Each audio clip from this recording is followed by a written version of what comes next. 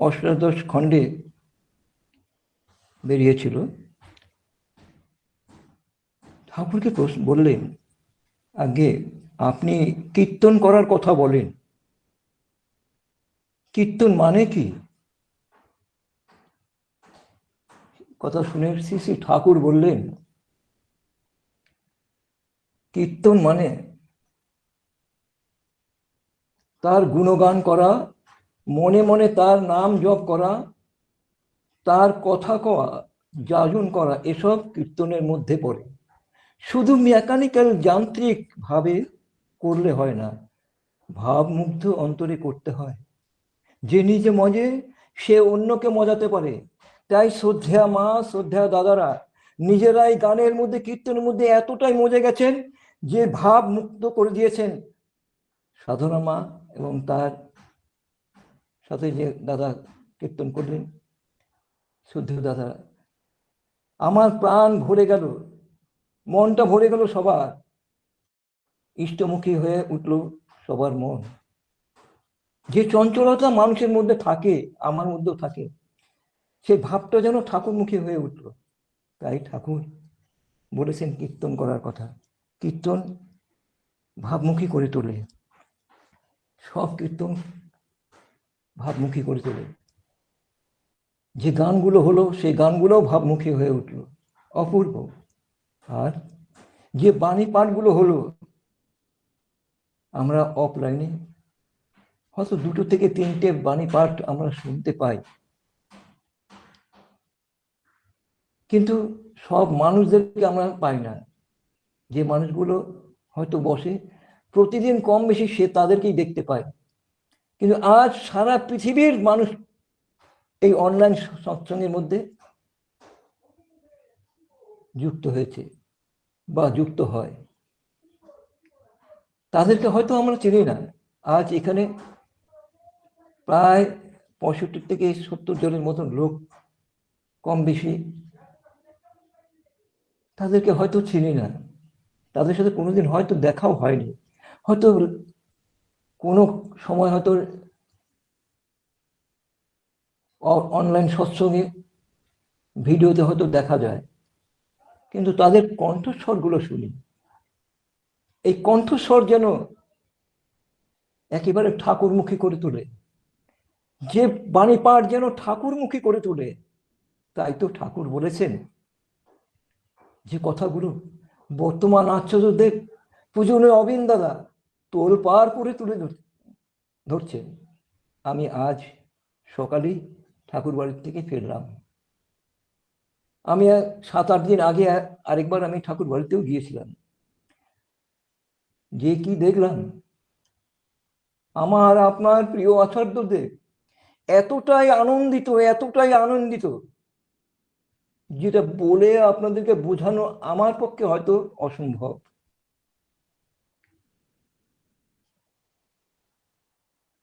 যিনি মানুষের কল্যাণে নিজেকে বিলিয়ে দিয়েছেন, তাই তিনি ঠাকুরের কথা বলছেন একজন যোগ্য প্রার্থী হয়ে, যোগ্য মানুষ হয়ে ওঠার জন্য।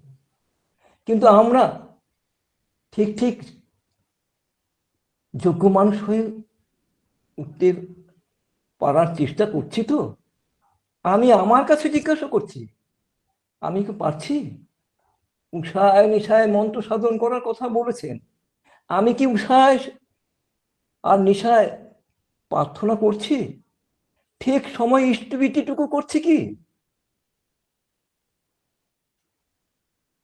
যেমন মন্দিরে 100 জনের মধ্যে 95 জন লোক ভয়ে পুজো দিতে যায়, আর রইল 5 জন।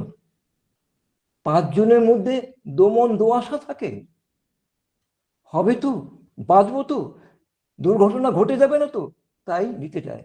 কিন্তু আমার ঠাকুর, আপনার ঠাকুর বলেছেন করো হও পাও, করতে বলেছেন। কি করতে বলেছেন? ঠাকুরের নিয়ম নীতিগুলো, শিষ্টাচারগুলো মানুষের মধ্যে নিজের চরিত্র দিয়ে করতে বলেছেন।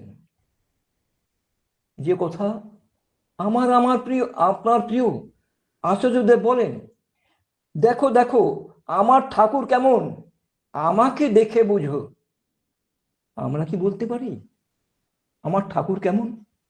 আমরা কি একবার ভাবি, ঠাকুর তুমি কি ভালো আছো, তোমার শরীর ঠিক আছে? আমরা কি একবার ভাবি? আচার্যদেব ঘন্টার পর ঘন্টা তার বৈঠকখানাতে বসে লোকের বিধান দিচ্ছেন, আমরা কি একবার ভাবি? আচার্যদেব ঘন্টার পর ঘন্টা তিনি লোককে বিধান দিচ্ছেন, আমরা ভাবি আমার কথা, আমি আশীর্বাদ নিতে চাই প্রভুর কাছে, আর প্রভুর প্রতিনিধি হিসাবে আমার আচার্যদেব, যার ভিতরে যার মধ্যে ঠাকুর বিরাজ করছেন। তাই তো শ্রী শ্রী দাদা বলতেন, আচার্যদেবের নাম নিয়ে বলতেন, কিন্তু বাকসিদ্ধ, সে তো বাকসিদ্ধ, যা বলেন তাই হয়, সত্যি তাই হয়। আপনারা অনেকেই হয়তো তার নিধানও পেয়েছেন, আমিও পেয়েছি। আমি গতকাল ঠাকুর বাড়িতে পৌঁছেছি সকালবেলায়, আমি যখন নাম ধ্যান হচ্ছে সেখানে গেলাম, আচার্যদেবকে দেখলাম, তাহার মুখমণ্ডলটা এতটা এতটা আনন্দ এর আগেও আমি দেখেছি, কিন্তু কেন জানি না কাল ভয়ানক আনন্দ, যেমনটা একজন বন্ধু আরেকজন বন্ধুর সাথে কথোপকথন করে, তেমনটাই পাশে পার্শ্বরা যারা বসে আছেন তাদের সাথে কথোপকথন করছে, আর বলছেন দুখানা গান হয়েছে, নির্ধারিত একটা গান করার কথা ছিল, আপনারা তো ছড়ার গান শুনে থাকতেন প্রভাতদার কণ্ঠ থেকে, তারই সন্তান প্রদীপদা, তাকে বললেন গান করতে, একটা নির্ধারিত গান করার কথা ছিল। শ্রী শ্রী আচার্যদেব বললেন, না না, তুমি এই গানটা করো, যে গানটা শ্রী সার্বে গানটা করেছে, এত মুখর কীর্তন হয়েছে কল্পনা করা যাবে না।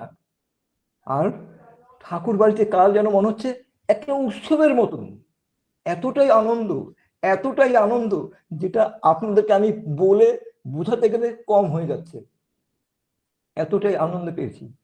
অনেকবার গেছি, অনেক আনন্দ পেয়েছি, কিন্তু কাল যেন উৎসব ছাড়াই যেন উৎসবের ঢল দেখছি, এত মানুষ হয়েছে। দুটো গান হলো, গান করার পরে সবার সাথে কথা বললেন, পার্শ্বদের সাথে বলে প্রণাম করে আবার তিনি চললেন নিজ গৃহে। খানিকক্ষণ পরে আবার তার বৈঠকখানাতে তিনি এলেন, একের পর এক দলবদ্ধভাবে দাদারা এসেছিলেন, মায়েরা এসেছিলেন, তাদেরকে বিধান দিচ্ছেন, হয়তো কেউ বুঝতে পারছে না, আবার তাদেরকে বুঝিয়ে বলছেন। এটাই হচ্ছে নিদারুণ কথা, তিনি বুঝিয়ে দিলেন ডিপি ওয়ার্কটা কিভাবে করতে হয়, একবারের জায়গায় 5 বার বোঝাতে হবে। কেউ যদি তোমাকে তিরস্কার করে, গাল মন্দ করে, ঠাকুরকে মাথায় নিয়ে ওটাকে অমৃত মনে করে হজম করে যাবে, দেখবে খানিকক্ষণের মধ্যে যেন জল হয়ে যাবে। তেমনই একটা ঘটনা কাল আমার চোখের সামনে আমি দেখলাম। কোনো একটা কারণে আমার নিজের মনটা একটু বিষণ্ণ হয়েছিল, কিন্তু আপনারা বিশ্বাস করবেন না, আমি পরম দয়ালের সামনে আমার ঠাকুর ঘরের আসনে বসে আমি কথা বলছি, এক বিন্দু এর মধ্যে কোনো বাইরে কথা নয়, আমার খানিক মানে সেকেন্ডের মধ্যে আমার মনটা যেন জল হয়ে গেল, আনন্দে ভরপুর হয়ে উঠল। আমি যে কোনো একটা ব্যাপারে হয়তো তার কাছে আশীর্বাদ প্রেরণ করেছি, আর ঠিক সেই সময় ছোট্ট একটা ঘটনা হচ্ছিল, যেটা আচার্যদেবের নখদর্পণে এসেছিল, আমার মনে হলো, আর তৎক্ষণাৎ আচার্যদেব সবার সাথে করেন, সবাইকে মাথা ঝুঁকিয়ে ইশারা দিয়ে বলেন, কিন্তু কাল আমার পরমাচার্যদেব আমাকে যা দিয়েছেন, আমার সারা জীবন বইলেও সেটা আমি শোধ করতে পারবো না। তিনি এইভাবে জোরহাত করে বলছেন। মানে ঠাকুর যেভাবে তার কাছে প্রণাম করতে গেলে তিনি বলতেন, তিনি যেন এভাবে বলছেন ভালোভাবে। আমাকে বুঝালেন, আমি যে কাজে তার কাছে আশীর্বাদ নিতে গেছি, তার আশীর্বাদে যেন আমার মনটা এতটাই আনন্দে ভরপুর হয়ে উঠলো। আমি বাড়িতে এসেও, আমার বোনের বাড়িতে আমি উঠেছিলাম, সেখানে এসে বলছি, আমি এতবার আচার্যদের কাছে আমি গেছি, আমি তখনও বুঝতে পারিনি আচার্যদেবকে। সত্যি সত্যি তিনি বাকসিদ্ধ, সত্যি সত্যি তিনি দেখতে পান, সত্যি সত্যি তিনি বুঝতে পারেন আমার মনের ভাষা। তাই তো তিনি আমাকে রিটার্ন দিলেন। আমরা চিনতে পারিনি আমার ঠাকুরকে, আমরা বুঝতে পারিনি আমার শ্রী বড়দাকে, আমরা বুঝতে পারিনি শ্রী দাদাকে, আমরা বুঝতে পারিনি আচার্যদেবকে, আমরা বুঝতে পারিনি শ্রী অবিন দাদাকে। আমরা বুঝেছি একটাই, আমার কি করে ভালো হবে। ঠাকুর বলেছেন না, অন্যের মঙ্গল কামনায় তোমার মঙ্গলের প্রসূতি, অন্যের মঙ্গল কামনা যে করে তার মঙ্গল হবেই হবে। তাই তো যখন আমরা ইষ্ট হইতে করি, ঠাকুর কাছে নিবেদন করি, জীব জগত জীবন কারণ করুণাময় স্বামী, তোমারই দয়ায় রয়েছে জনম সকলে পেয়েছি আমি। আমার এই দেহটা তারই দেওয়া, আপনার দেহটা তারই দেওয়া। আমরা কি নিয়ে এসেছি আর কি নিয়ে যাব, দুটো জিনিসের মধ্যে একটা জিনিস আমরা নিয়ে যাব, সেটা হচ্ছে আমার কর্ম, সুকর্ম অথবা অসৎ কর্ম। আপনারা চলে যান অনেক বছর পিছনের দিকে, যুগে যুগে বিভিন্ন সময়ের উপযোগী হিসাবে শ্রী শ্রী ঠাকুর এসেছিলেন। সত্য যুগে এসেছিলেন, ত্রেতা যুগেও এসেছিলেন, দাপর যুগেও এসেছিলেন, কলিযুগেও অনেকবার এসেছিলেন। ত্রেতা যুগে যেমন এসেছিলেন রামচন্দ্র হিসাবে, তখন সেই যুগে অসুররা কিভাবে ত্রিভুবন মানে একদম গ্রাস করার পেছনে লেগেছিল। স্বয়ং রাবণ, সেই রাবণ ত্রিভুবন জয়ী, তিনি প্রার্থনা করলেন, আরাধনা করলেন ব্রহ্মার, প্রার্থনা করে তার সন্তুষ্ট করলেন ব্রহ্মাকে। ব্রহ্মা এলেন, বৎস বলো তোমার কি চাই। তখন বলছে, আমি আপনার কাছে প্রার্থনা করি এই ত্রিভুবনের মধ্যে কোন যোদ্ধা আমাকে যেন মারতে না পারে, শেষ করতে না পারে। বললেন তথাস্তু, কিন্তু একটা কথা বললেন, তোমাকে এই ত্রিভুবনের মধ্যে কোনো পুরুষ যোদ্ধা তোমাকে মারতে পারবে না, নিধন করতে পারবে না, কিন্তু সাবধান নারী হতে। অট্টহাসি দিলেন, এত অট্টহাসি দিলেন, সারা পৃথিবীতে যদি পুরুষ যোদ্ধা আমাকে মারতে না পারে, সামান্য নারী আমার কি করবে।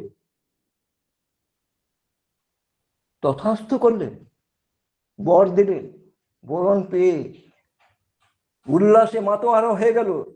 একবারও ভাবলেন না ওই যে কিন্তু কথাটা, যে নারী হতে সাবধান, ওর মধ্যেই সব বীজ মন্ত্র লুকিয়ে আছে।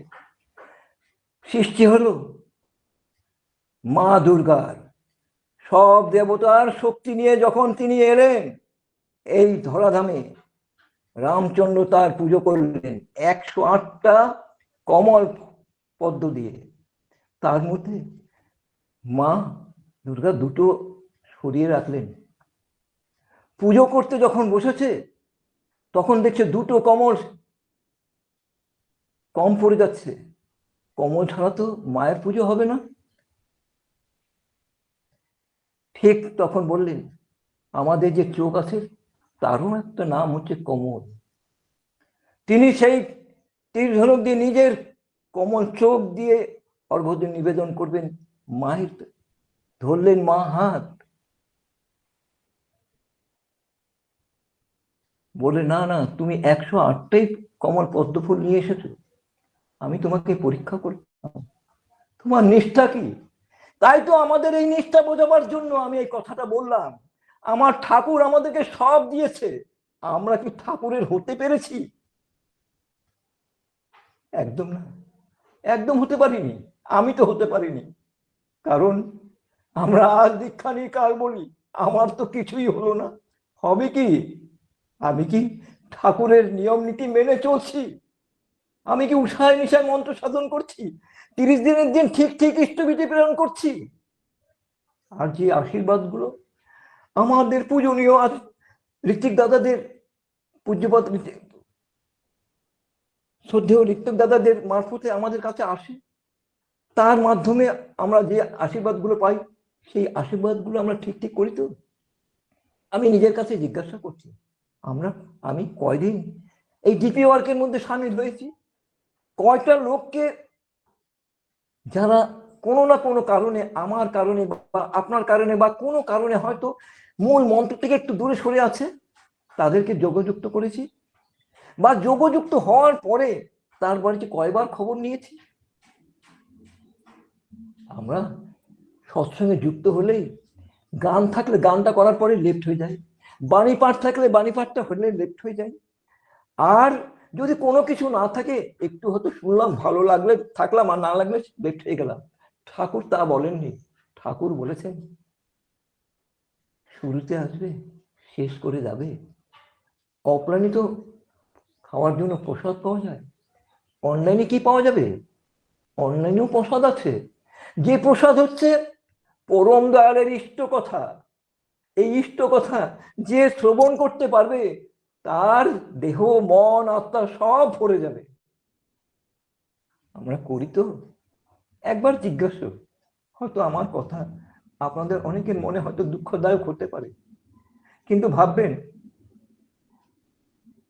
আমি ঠাকুরের কতটুকু হতে পারলাম, ঠাকুরের জন্য আমি কি করলাম। এই পৃথিবীতে আসার আগে পরম দয়ালকে আমরা কথা দিয়ে আসি, হে প্রভু, এই অন্ধকার কূপের থেকে আমাকে আলোর জগতে নিয়ে চলো, আমি আর এই অন্ধকারে থাকতে পারছি না। কিন্তু ঠাকুর করুণাময়, তিনি আমার ক্রন্দন শুনে আমাকে এই আলোর জগতে নিয়ে আসেন। আর যেই আলোর জগৎ দেখলাম, আমরা নিষ্ঠুরের মতন আমার নিজের প্রবৃত্তির মধ্যে আমরা গ্রাস হয়ে গেলাম, পরম দয়ালকে এক সাইডে রেখে দিলাম। আর এই প্রবৃত্তি যখন আমাকে গ্রাস করলো, তখন আমার অঘটন দুর্ঘটনা জ্বালা যন্ত্রণা ভরে উঠলো আমার সংসার। ঠাকুর বলছেন, তোমরা যত কষ্ট পাও আমার কথা শোনো না, আমার কষ্ট হয়, কিন্তু তোমরা না শুনে যে তোমরা কষ্ট পাও, সে কষ্ট আমার সহ্য হয় না। ঠাকুরের নিজের মুখের কথা। তাহলে ঠাকুর আমাদেরকে বাঁচাবার জন্য এসেছেন। আমরা ইষ্টভীতি করি, ঠাকুর ইষ্টভীতির পয়সা কোনোদিন ছুঁয়েও দেখেননি। ইষ্টভীতি করি আমার জন্য, যেমন লাইটের সুইচটা এক জায়গায় থাকে, আলোটা আরেক জায়গায় জ্বলে, সুইচটা দিলেই জ্বলবে। এই ইষ্টভীতিটা হচ্ছে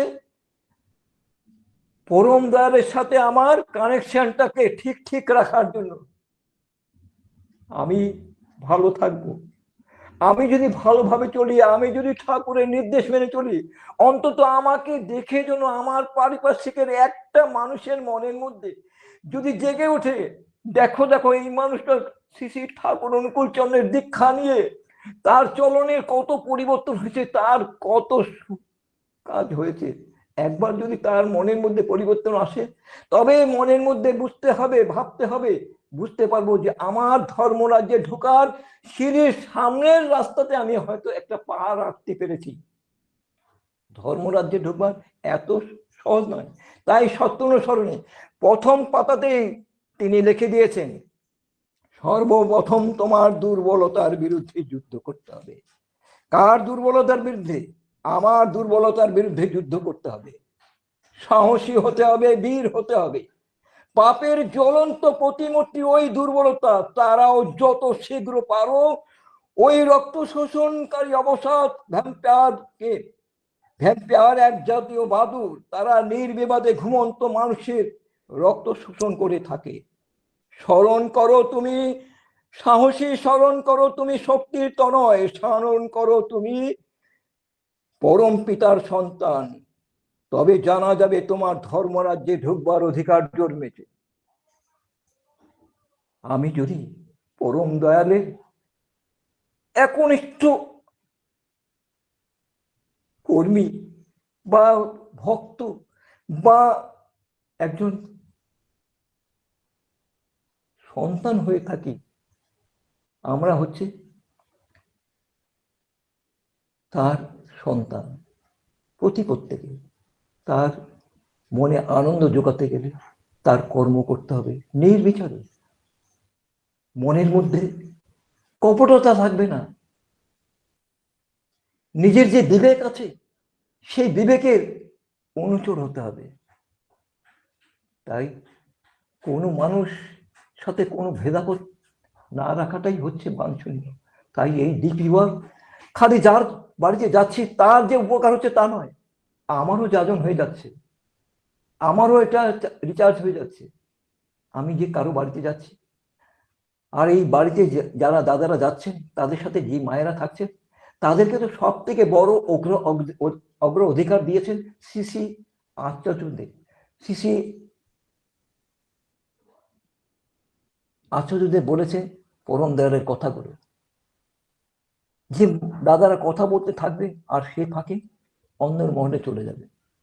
দেখবি প্রতিটা বাড়িতে ঠাকুরের একটা করে বাড়ি আছে, মন্দির, ছোট হোক বড় হোক মন্দির আছে। যদি মন্দির আছে সুন্দরভাবে দেখতে হবে পরম দয়ালের প্রতিকৃতি ঠিক আছে কিনা, দেখতে হবে তার বা পাশে পরম আধ্যা জগৎ জননী শ্রী শ্রী বড়মার প্রতিকৃতি ঠিক আছে কিনা, ডান পাশে পরম পূজ্যপাদ শ্রী শ্রী বরদার প্রতিকৃতি ঠিক আছে কিনা, আর সম্মুখে আমার আপনার প্রিয় আচার্যদেবের প্রতিকৃতি ঠিক আছে কিনা। যদি ঠিক থাকে কোনো কথা হবে না। আর ও ফাঁকে দাদাদের সাথে দাদারা কথা বলবেন, আপনি কতদিন হয়েছে দীক্ষা নিয়েছেন, অন্ধের মনে বসে কথা বলতে বলতে দেখবেন যে তাদের মনের মধ্যে এতটাই আপনাদের প্রতি আকৃষ্ট হয়ে গেছে, কারণ আপনাদের মধ্যেই দেখতে পাচ্ছে সে আচার্যদেবকে। আপনাদের মধ্যে আচার্যদেবের কথা সে ভাবতে ভাবতে ভাববেন যে আমাদের কথা শোনার জন্য, আমাদের দুঃখ যাওয়ার কথা শোনার জন্য আচার্যদেব পাঠিয়েছে। যখন আপনারা যাই বলবেন আপনাদের কথা, আপনারা কেমন আছেন খবর নেওয়ার জন্য আচার্যদেব পাঠিয়েছেন, তখন দেখবেন যত বড় নিষ্ঠুর হোক না কেন তার মনের মধ্যে একটা আনন্দের ভাব এসে যাবে।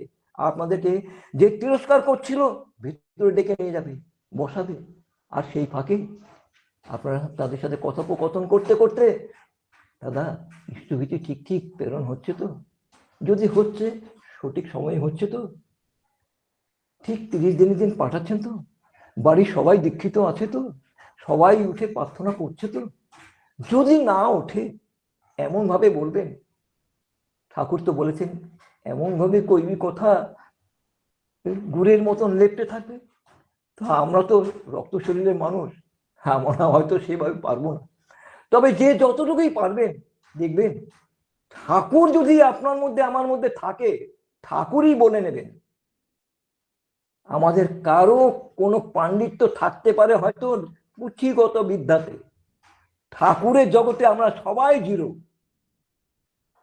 ঠাকুর বলান তাই আমরা বলি, ঠাকুর বলান ঠাকুর করান তাই গান আপনারা করেন, ঠাকুর বলান তাই আপনারা বাণী পাঠ করেন, ঠাকুর করান তাই আপনারা সঞ্চালনা করেন।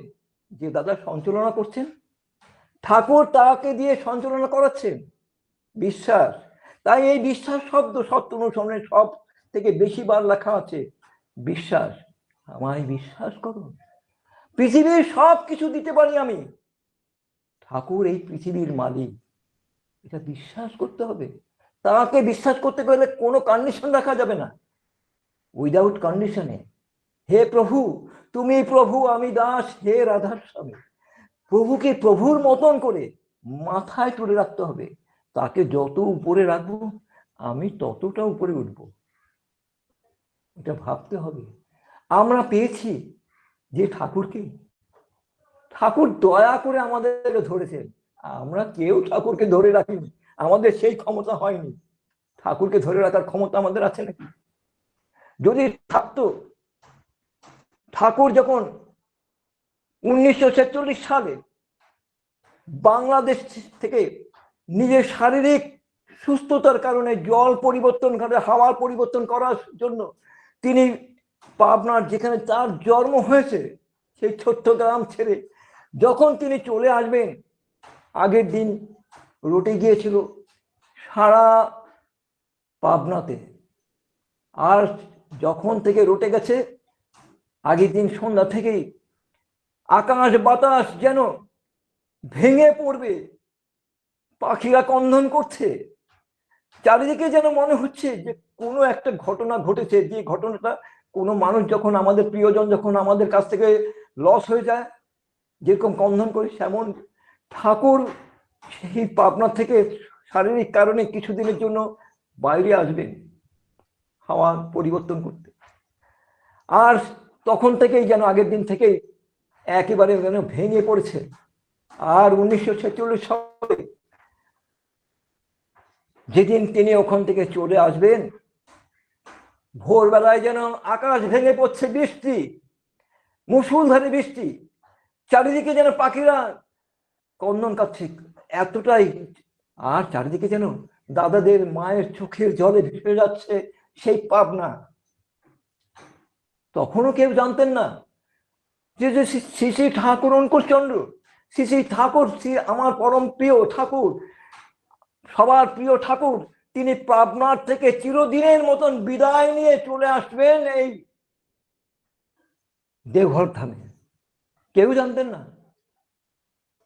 যখন ঠাকুর পাবনা ছেড়ে এক পা দুপা করে এগিয়ে চলছেন আর হাঁটছেন, একবারও তিনি পিছন দিকে ঘুরে তাকিয়ে দেখেননি যে পাবনাটা, যে পাবনাতে তার জন্ম হয়েছিল, যে পাবনাতে তিনি ছোট্ট থেকে বড় হয়েছিলেন, সেই রাজপ্রাসাদ ছেড়ে তিনি চললেন কয়েকজন পার্শ্বদেরকে নিয়ে।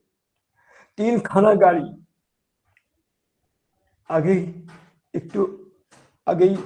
একটু এগিয়ে গেছে, আর ঠাকুর গুটি গুটি পায়ে চলছেন তাদের পার্শ্বদেরকে নিয়ে।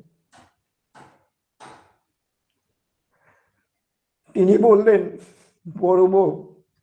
বড় মাকে বললেন, তুমি যাবে তো? বললেন আগে। তিনি ঠাকুরের যে জিনিসগুলো খুবই প্রয়োজনীয় দু একটা জিনিস তিনি নিলেন, সাথে চললেন। তিনি তার শারীরিক কারণে হাওয়া পরিবর্তন করতে খুঁজতে খুঁজতে আসবেন দেওঘর ধামে।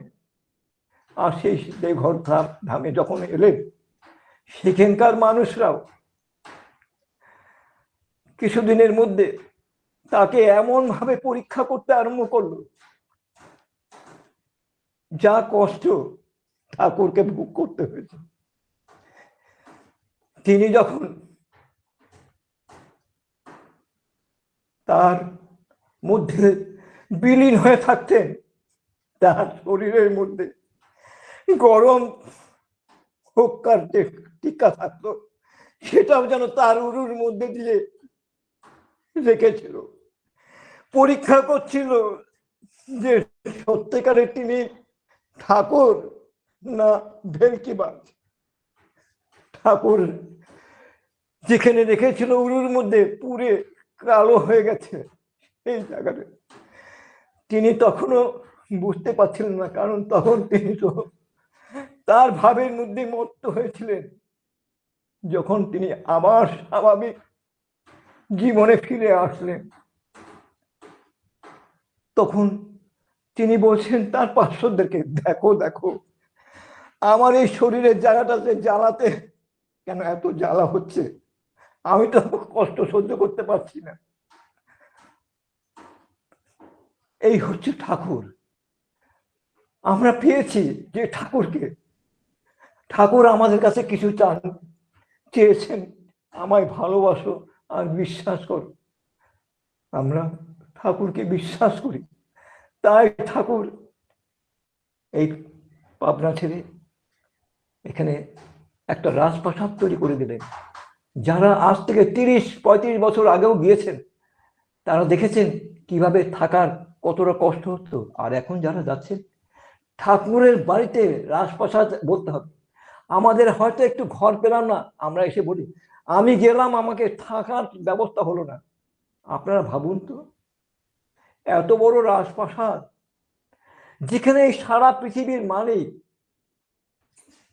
সারা পৃথিবীর মানুষের খবর রাখতে হয়, একবার কি আমরা কেউ রেখেছি? প্রভু, আপনি তো সারাদিন বসে থাকেন, আপনি তো এত লোকের সুরাহা করেন, আপনি ভালো আছেন ঠাকুর? আমরা কজন ব্যক্তি জিজ্ঞাসা করেছি? আমাদের যদি চুনের থেকে পান খসে যায় আমরা কষ্ট পাই। আচার্যদেব বলেছেন ভালো থাকতে হলে ঠাকুরকে বিশ্বাস করতে হবে আর ঠাকুরের অনুশাসন মেনে চলতে হবে। তাই সবার মঙ্গল কামনা করি, আপনারা সবাই ভালো থাকবেন, আনন্দে থাকবেন। আমার বলাতে যদি কোথাও ত্রুটি থাকে, আপনাদের ভাই বন্ধু আত্মীয় পরিজন মনে করে আমায় ক্ষমা করবেন। তবে যদি ভালো কিছু থেকে থাকে ওটাকে গ্রহণ করবেন, ভালো থাকবেন। আমি বলতে পারি, আমি 2013 সালের নভেম্বর মাসে ভয়ানক অসুস্থ হয়েছিলাম, ব্রেন স্ট্রোক হয়েছিল। একমাত্র পরম দয়ালের দয়াতে আজকে আপনাদের সামনে দুটো কথা বলার আমি সাহস পেয়েছি। ডাক্তাররা আমার ট্রিটমেন্ট করেছিল, আমি নিজে পেশাও একজন ডাক্তার, তথাপি বলছি আমাদের পরম ডাক্তার হচ্ছেন আমার পরম দয়াল। তিনি আচার্যদেবের মধ্যে আছেন। আচার্যদেব আমাদের এখন ডাক্তার, তিনি আমাদের বিধান দেন, আমরা ভালো হয়ে যাই। তিনি আমাদেরকে যেভাবে চলতে বলেন, আমরা যদি ঠিকভাবে চলি আমরা সুস্থ হয়ে যাব। কিন্তু ঠাকুর এখানে বলেছেন রোগ হলে ডাক্তার একটু দেখাতে হয়, তিনি নিজেও ডাক্তারি করতেন। ওষুধ রোগের কাজ করবে, কিন্তু মনের রোগের ওষুধ কে দেবে? মনের ওষুধ দেবেন আমার দয়া, আমার আচার্যদেব, আমার রবীন্দ্র দাদা। তাদেরকে ভরপুর করে আনন্দে গ্রহণ করতে হবে আমার মধ্যে। তাই সবার মঙ্গল কামনা করে আজকের মতন এখানেই রাখলাম। আপনারা সবাই ভালো থাকবেন, লিঙ্কে যোগযুক্ত থাকবেন। ঠাকুর এখানে সশরীরে বিরাজ করছেন, সেটা অফলাইনে হোক আর অনলাইনে হোক, ঠাকুর জীবন্ত, ঠাকুর এখানে আছেন, আমি বিশ্বাস করি। আমি আপনাদেরকে বারবার বলছি ঠাকুর এখানে আছেন আছেন আছেন। সবার মঙ্গল কামনা করে আজকের মতন এখানেই রাখলাম। জয় গুরু।